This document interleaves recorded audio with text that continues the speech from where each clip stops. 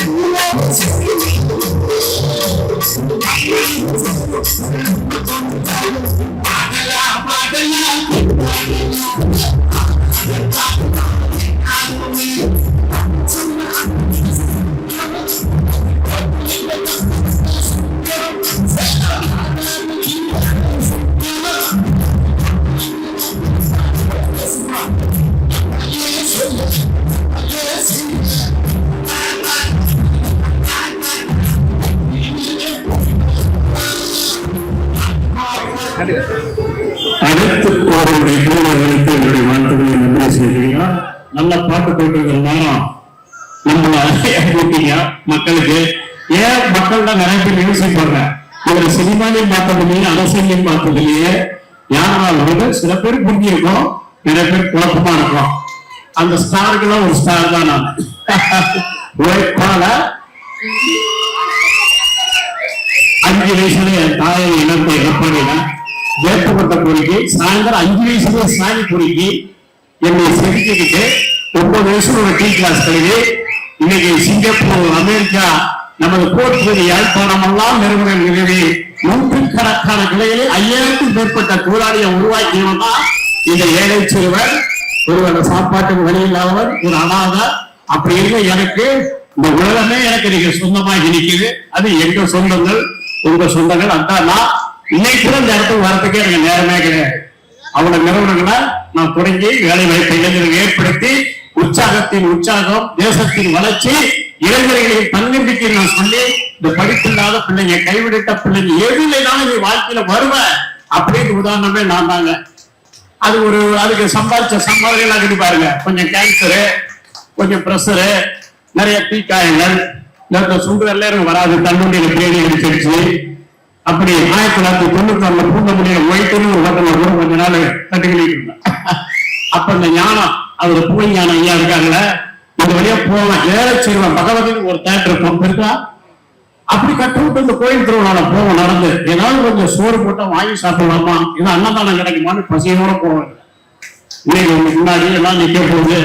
அந்த ஆண்டவன் உண்மைக்கு உழைப்புக்குன்னா எனக்கு ஒரு மரியாதை கொடுக்குறாரு. உங்க குழப்பமா இருக்கு யாரா அவரு, அதுக்காக சொன்னேன். அதுக்காக நான் சினிமாவுக்கு போக மாட்டேங்கல. உங்களுக்கு தெரியாது, நான் 10 படத்துக்கு மேல எடுத்துவேன். நான் நடிச்ச படத்தை போட்டு பாக்குறேன். இளையராஜா இசையில 3 பாட்டு இளையராஜாவே பாடிட்டாரு, நான் நடிச்சிருந்தேன். போட்டு பார்த்தா எனக்கு இந்த அன்புக்கு முன்னாடி இந்த படத்தை எம்ஜிஆர் சார் செய்யலாம், விஜய் சார் செய்யலாம், தனுசு விஜய், நாம நடிக்கூட அந்த படத்தை தூக்கி போட்டேன். நான் வெளியில படத்தோட அந்த மனதான் முக்கியம். எனக்கு ஒரு பொண்ணோடவோ அப்படி ரெண்டு நெருங்கி நடிச்சேன். அது ஆர்வத்துல பண்ணிட்டேன். அதுக்குள்ள எனக்கு மாறுது வாழ்க்கை. குழந்தைங்களை என் காலில் போட்டு எடுக்கிற அளவுக்கு ஆயிட்டேன் நானு. நமக்கு எதுக்குடா, அதான் இருக்காரு எம்ஜிஆர் சார் பாட்டு போயிட்டாரு, ஜிவன் சார் வாழ்ந்துட்டாரு, இன்னைக்கு இருக்க நிறைய எல்லாம் வாழ்ந்துட்டு இருக்கிறாங்க. நம்ம உங்களோடய இருந்தலாம். நான் அப்படியே அதெல்லாம் தூக்கி ஒதுக்கி வச்சிருக்கு. இதெல்லாம் இவங்களுக்கு தெரியும், உங்களுக்கு தெரியாது. இயக்குனர் பாரதிராஜா எல்லா கேரக்டரும் நட்பையும் பெற்றவன். அந்த அளவுக்கு தான் நான் ஏன் சொல்றேன் இதெல்லாம், உங்களுக்கு குழப்பமா இருக்குன்னு சொன்னேன். அதுக்கப்புறம் ஒரு காலேஜ் தொடங்கி அது ஒரு சர்ச்சைக்கு ஆகி எனக்கு பிடிக்காம ஒரு விட்டுட்டு போயிட்டாங்க. நடத்துறவங்க தப்பு பண்ணி காலேஜ் தொடங்கினேன். வள்ளிமுருகன் சைவ ஹோட்டலு, இந்த RRB தாண்டி திரைப்படம், இன்னைக்கு யூடியூப் RR தமிழ் நடந்துட்டு இருக்குது.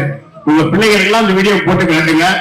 எல்லாத்துலயும் வீடியோ இருக்கும். போய் தமிழ் செல்வன் தட்டுங்க, சேலம் பிரியாணின்னு வருமாறு வீடியோ. அதுக்கப்புறம் உங்க வாழ்க்கையில கரை போட்டு ஓடும். எந்த சோகமும் நடக்காதுன்னு வாழாதீங்க. எல்லா சோகத்தையும் துரோகத்தை எதிர்பார்த்து வாழ்ந்தா நமக்கு சோகமே கிடையாது. நம்ம வாழ்ற வாழ்க்கை எவ்வளவு பெருசுன்னு தெரியணும்னா, மற்றவங்க படுற கஷ்டம், வேலை, துன்பத்தை நம்ம திரும்பி பார்க்காத வாசிதான் நமக்கு வழி தெரிய மாட்டேங்குது. நம்ம வாழ்றோடைய வாழ்க்கையோடைய சுகம் என்னன்னு தெரிய மாட்டேங்குது. நான் சொல்லுவேன், நம்ம மனிதர்கள் ஒரு மிருகத்தை பாருங்க.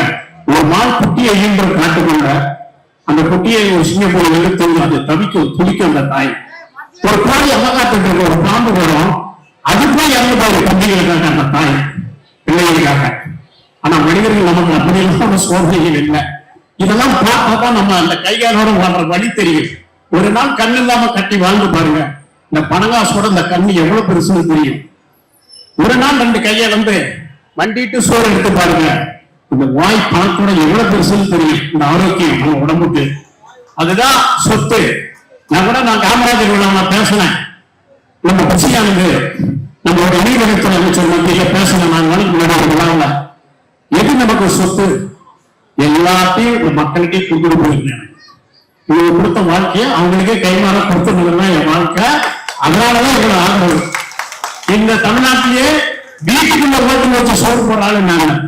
நான் கட்டின வீடு இருக்கு இல்லையா, அந்த வீட்டுக்குள்ளேயே ஓட்டு இருக்கும். என்னை பார்க்கிறவங்க நான் இல்லைனாலும் ஒருவேளை சாப்பிட்டு போவேன். ஏன்னா அந்த சோறு போட்டது இந்த தமிழர்கள், இந்த இனம். அதுக்காகதான் முதல்ல உலகத்திலேயே யாழ்ப்பாணத்துல போய் கடையை தொடங்கினேன் நான்.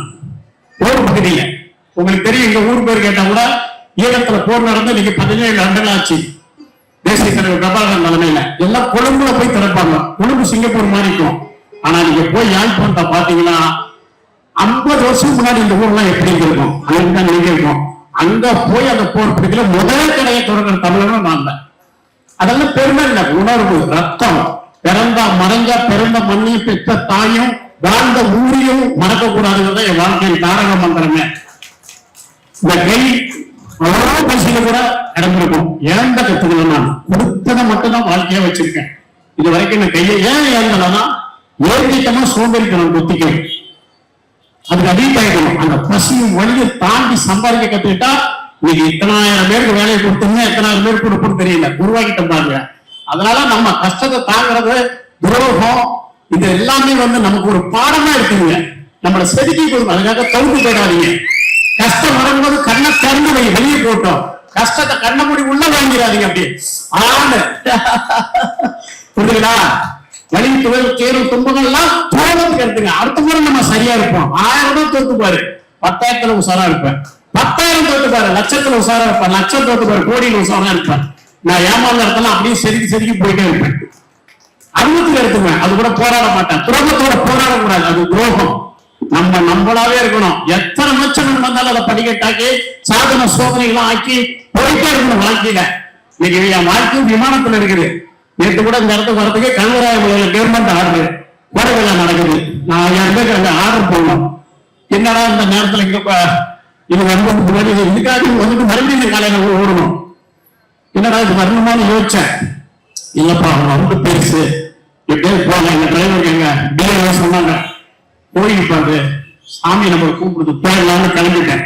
நைட்டு முடிவு பண்ணிட்டேன். காலையில போறோம், விழாவை கலந்துக்கிறோம், ஓடி வந்துடும். அப்பா மாஸ்டர் எல்லாம் காலையில ஆலோசனை பண்ணிட்டு கிளம்புறேன். சேனாரால வரேன். நான் உமா நடுவில் உருவாருல உங்க ஆசீர்வாதமான தெரியல வரல. கிளம்பிட்டு முடிவு பண்ணி உட்காந்துருக்கேன். என் பொண்ணுக்கு பேரம் முடிஞ்சிட்டான் வெளியிலேயே.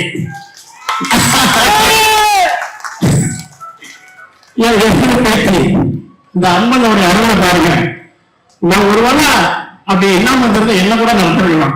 வர என் பிள்ளை என்ன நினைச்சு வராம இந்த மனசெல்லாம் இருக்குன்னு வந்தேன். எனக்கு வர வழியிலேயே ஒரு தகவல் பேரம் போதுல மனைவி அழுகுறாங்க. எனக்கு ஒரு ஆனந்த கேள்வி. இதாக நன்மைக்கு எந்த தீமை எந்த எதிர்பார்ப்பு நம்ம வாழ்ந்து அந்த வாழ்க்கையினுடைய சுகமே வேற. எத்தனை துன்பம் துயரங்கள் வந்தாலும் தாங்கிப்பா. ஒன்னே நாளைக்கு அசைக்கவே முடியாத சத்தியா நீங்க மாறுவீங்க. அததான் நான் சொல்லுவேன். உண்மையா இருப்போம், உண்மையாகவே உண்மையா இருப்போம். கஷ்டப்படாம இருக்க கஷ்டப்படு, கடமைக்கு செய்யாதீங்க, கடமையா செய்யுங்க. நேரம் பார்த்துட்டு வேலை செய்யாதீங்க, வேலை முடிச்சுட்டு நேரத்தை பாருங்க. உங்க வாழ்க்கை வெற்றிட முடியும்.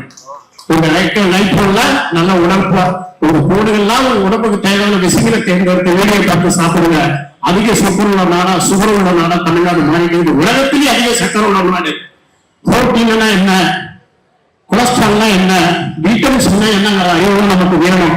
கீரைகள், காய்கறிகள், பழங்கள், முட்டைகள், கறிகள்லாம் எந்த அளவுக்கு எடுக்கணும். மாவுச்சத்துல இருந்து விடுபட்டு, சுகச்சத்துல இருந்து விடுபட்டு, புரோட்டீனுக்கு புரோதச்சத்துக்கு நம்ம வாரணும்னு அன்போட செட் பண்ண டெய்லியும் உங்க ஆரோக்கியத்துக்கு பாருங்க. நீங்க சேர்த்து வச்ச சொத்தை உங்க பிள்ளைங்க வாழணும்னு நினைச்சீங்களா? பிள்ளைங்க கஷ்டப்படக்கூடாதுன்னு தாய்மார்கள் வளர்க்காதீங்க. பிள்ளைங்க கஷ்டப்படாம இருக்கிறது நியாயம். ஆனா கஷ்டப்பட கற்றுக் கொடுக்காம நீங்க கண்ண முன்னாடி தெரியும்.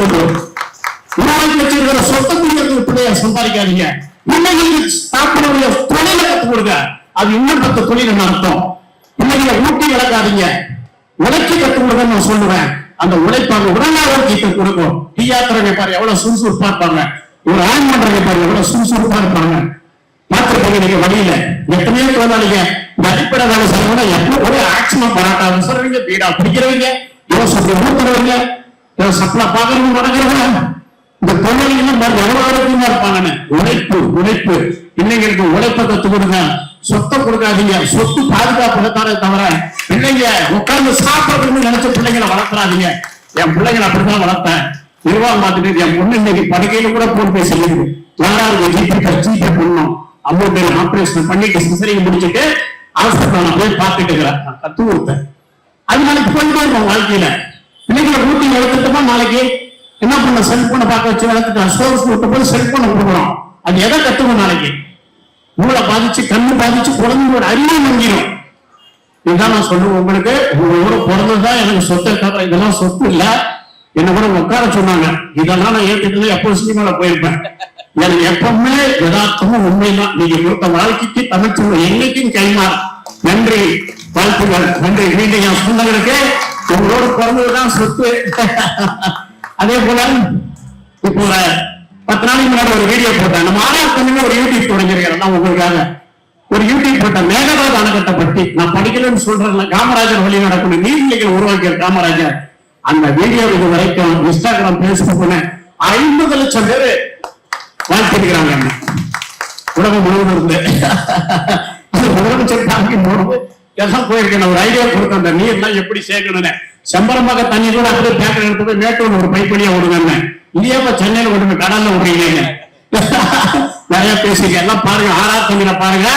அந்த ஆறார் தண்ணியில பெரிய பெரிய எடிட்டர்லாம் வச்சு செய்யல. சின்ன பிள்ளைகளை கை குழந்த மாதிரி இருக்கிற என் பிள்ளைகளை தான் எடுத்துட்டு இருக்கிறானுங்க பாருங்க. வாய்ப்பு கொடுத்து அவங்கதான் அந்த வீடியோவே உருவாக்குனார். எங்க பூபதி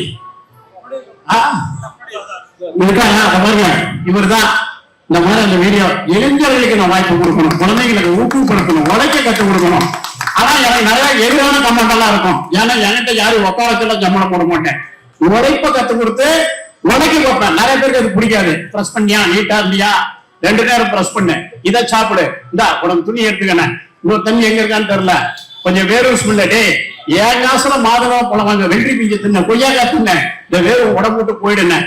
இதை இப்படிலாம் எல்லாம் சொல்றாரு. நம்மளா ஏற்று விட இருப்ப அல்லாதான் ஓடிக்கிடுவான். என் காய்ச்சல் தாங்க முடியாது. செருப்பு கழுவு, சட்டை கழுவு, சுத்தத்தை கடைப்பிடி. அது தெய்வம் குடிக்கணும். மேல சாந்து சோம்பு கட்டு கழுவுற மாதிரி உள்ளத்தை கழுவுங்க. எதால கழுவ முடியும்? உள்ளத்தை. இயற்கை உணவுனாலே நல்ல எண்ணத்தாலே உள்ளத்தை கழுவணுமா கடவுளும் குடி விடுவாங்க இதயத்துல. வாழ்த்துக்கள் பூபதிக்கு. மீண்டும் மீண்டும் உங்களுக்கு எல்லாம் பிள்ளைகளை உழைக்க கத்துக்கணுங்க. இன்னைக்கு தமிழ்நாடு வேற மாதிரி போயிட்டு இருக்குது. வாழ்த்துக்கள். ஆமா, அதே போல இந்த இடத்துல மறக்கவே முடியாது ஞானமையாவ. அவரோட காலம் அந்த காலத்து 106 விழாலாம் இருக்கும். எல்லாருக்கும் விழாக்குழு தலைவர்களுக்கு எல்லாருக்கும் வாழ்த்துக்கள், வாழ்த்துக்கள். நன்றி. வாழ்த்துக்களோடு விரும்புகிறீங்க கேட்டு உங்க சேலம் தமிழ்ச்சல். ஆகஸ்ட் 1 ஞானத்துக்கு பிறந்த நாளா எனக்கு நான் அங்க இருக்கேன். கலவராக கிளம்பிடுவேன். வாழ்த்துக்கள். எல்லாரும் ஆசீர்வாதோட கிளம்புறேன். வாழ்த்துக்கள். அவரோட ஆசீர்வாதம் நமக்கு நம்ம அவரை வாழ்த்த முடியாது. அவரை பேசிட்டா நம்ம பெருமைக்கு வருவோம். வாழ்த்துக்கள்.